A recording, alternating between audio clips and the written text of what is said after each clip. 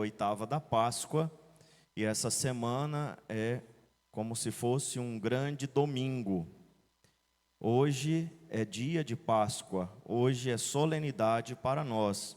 Até por isso que estamos celebrando essa semana pascal, que iniciamos esse ano e vamos manter todos os anos, como forma também da gente, junto com a igreja e com a liturgia, prolongar a nossa alegria pascal.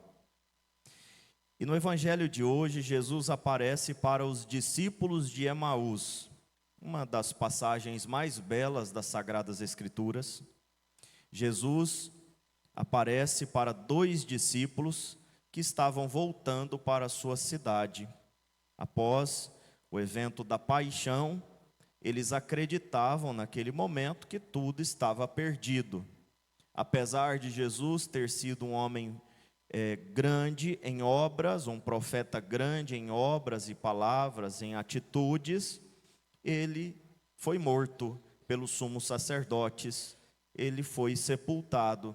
Parece que tudo acabou. Portanto, vamos voltar para a nossa cidade e começar ou continuar a nossa vida de onde paramos quando conhecemos Jesus. Então, nesse contexto de tristeza, de desânimo, também de saudosismo, Jesus aparece para eles no caminho para a cidade que eles estavam voltando. Então, Jesus pergunta: o que vocês estão conversando pelo caminho? Num primeiro momento, eles não reconhecem Jesus. Eles então explicam tudo o que aconteceu, e Jesus então explica tudo o que aconteceu, sob o olhar da fé, sob o olhar também da revelação. Jesus já havia falado que ressuscitaria, morreria, mas ressuscitaria. Mas como eles, e podemos dizer, nós somos lentos para crer, sem inteligência e lentos para crer, eles não haviam entendido ainda, e nós muitas vezes também, sem inteligência e lentos para crer, não entendemos os desígnios de Deus, os mistérios de Deus. Então Jesus explica. E quando chega na cidade, Jesus faz de conta que vai adiante para ver a reação deles, ou para que eles possam ter a reação esperada, que é pedir que Jesus fique com eles. Então eles pedem que aquele forasteiro fique com eles aquela noite. Então Jesus entra, senta-se à mesa com eles, pega o pão, abençoa, parte o pão, e no momento que parte o pão, eles o reconhecem. Eles entendem que é Jesus ressuscitado. Naquele momento Jesus desaparece e eles voltam correndo para contar aos apóstolos o que havia acontecido.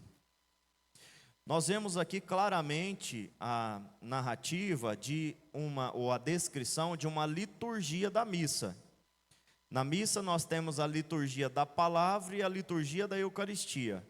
No primeiro momento, Jesus abre as Escrituras e nos explica, nos ensina, nos educa a partir da palavra de Deus.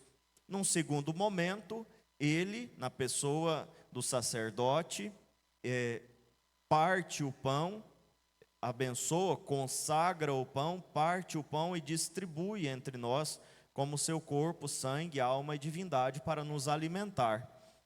E após tudo isso, o que resta é sair correndo para anunciar o Evangelho, para anunciar, para testemunhar a experiência que nós tivemos com a palavra e com a Eucaristia. Então é a missa, liturgia da palavra, liturgia da Eucaristia, a bênção de envio para a missão. Ide em paz e o Senhor vos acompanhe, e nós dizemos graças a Deus. Quer dizer, a nossa missão começa depois que termina a missa. A missão de anunciar Jesus ressuscitado. É a liturgia da missa que nós vivemos em cada Santa Missa. Cada vez que nos reunimos para celebrar a Eucaristia, vivemos todos esses passos. A palavra, a Eucaristia e o envio. Jesus ressuscitado também se dá, portanto, em cada Santa Missa. muitas pessoas se perguntam: como eu posso ter uma experiência com Jesus ressuscitado?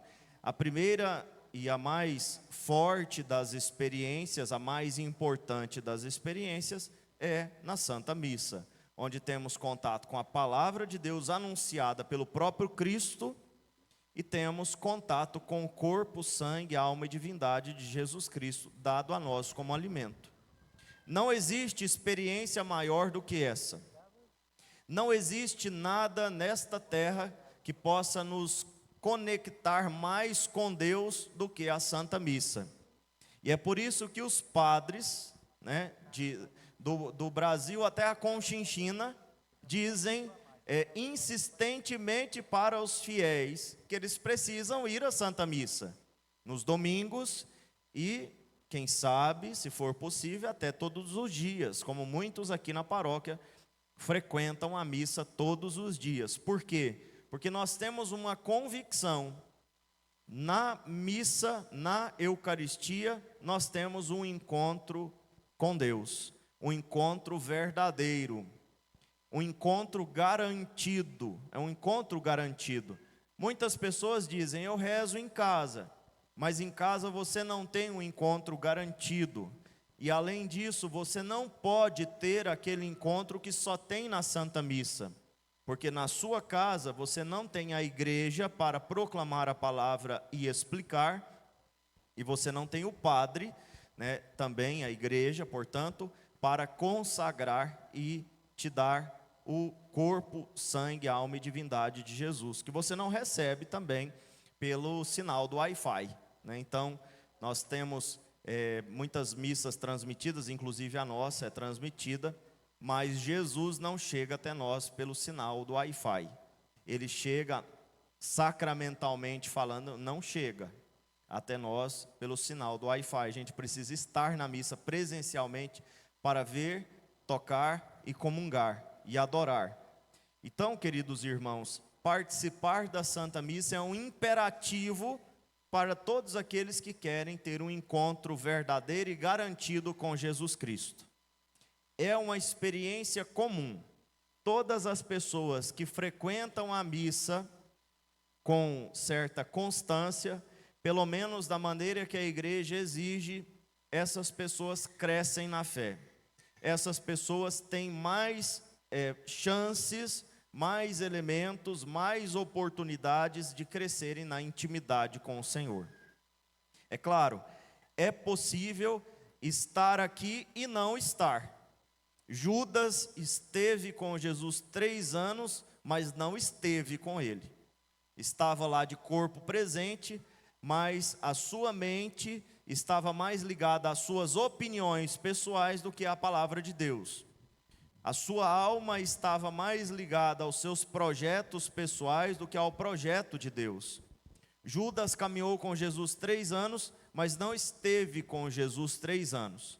Estava ali do lado, mas somente de corpo presente, como nós costumamos dizer, quando uma pessoa está aqui na missa, mas a cabeça está em outro lugar. Judas não só estava com a cabeça em outro lugar, mas com o coração em outro lugar, com a alma em outro lugar.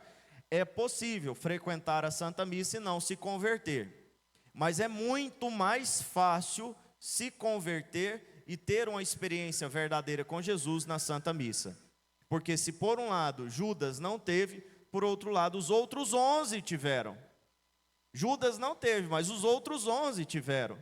Então, se todos eles tivessem se perdido, nós poderíamos até questionar, né? Hipoteticamente, poderíamos falar, só Judas, todos os outros tiveram experiência que transformaram a vida. Então, só por esses números, nós já podemos afirmar: estar aqui todos os domingos, todos os dias santos e, quiçá, também todos os dias, é uma oportunidade única, uma oportunidade que nós não temos em outros lugares para termos um verdadeiro encontro com Deus. Então vamos pedir ao Senhor que nos dê essa graça, a graça de reconhecê-lo na palavra e no pão consagrado, de reconhecê-lo na Santa Missa e de procurá-lo com entusiasmo e ardor, não ardia o nosso coração enquanto ele nos falava?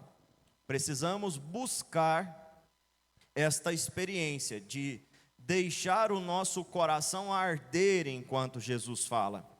Eu vou falar só mais uma palavra e vou terminar. É muito comum, eu disse isso esses dias, é muito comum a gente participar da missa e no momento da pregação, no momento da homilia, no momento das leituras, se aquela pregação, se aquela homilia, se aquelas leituras não têm a ver com o que eu estou vivendo agora, é muito comum desligar o cérebro e não pensar em outra coisa. E viajar naquele momento, viajar na maionese, porque eu não preciso daquilo agora. Eu não preciso daquela pregação, daquelas instruções, daquele ensinamento agora. E aí nós desconectamos, desligamos o cérebro e vamos para outro planeta. Acontece que, se eu não preciso agora, pode ser que lá na frente eu vá precisar. E não raramente precisarei. E aí, quando eu preciso, eu me perco, fico sem chão e digo: ninguém me contou isso, ninguém me ensinou que seria assim, ninguém me alertou que seria assim. Alertou, contou, ensinou, só que você estava com a cabeça em outro lugar. Então nós temos que prestar atenção na palavra proclamada e na homilia do padre, não só porque eu estou precisando agora, mas porque pode ser que eu precise amanhã. Não só porque eu vou viver aquilo, mas pode ser que alguém chegue até mim e precise daquele conteúdo e eu precisarei dar aquele conteúdo, testemunhar aquele conteúdo, ajudar as pessoas. Então, queridos irmãos, não percamos as chances que Deus nos dá. Em cada celebração eucarística, no momento da palavra, façam o esforço para ficar com o Senhor, para escutar o que Ele tem para falar. Mesmo que aquilo não faça sentido para a sua vida agora, um dia pode ser que faça.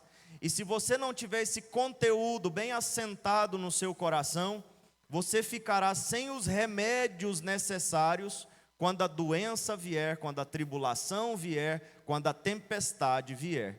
Então peçamos ao Senhor também essa graça, a graça de reconhecê-lo na palavra, no pão consagrado, de irmos depois da missa, em cada santa missa, com entusiasmo e ardor para anunciar Jesus Cristo, mas também que tenhamos um coração necessariamente ou minimamente compenetrado na palavra de Deus, porque se eu não preciso agora, pode ser que um dia eu precise, e o Senhor que cuida de nós, está cuidando justamente disso, de te dar os remédios, as armas necessárias para quando a tribulação vier, você poder lutar e sair vitorioso. Louvado seja o nosso Senhor Jesus Cristo. Sempre seja louvado.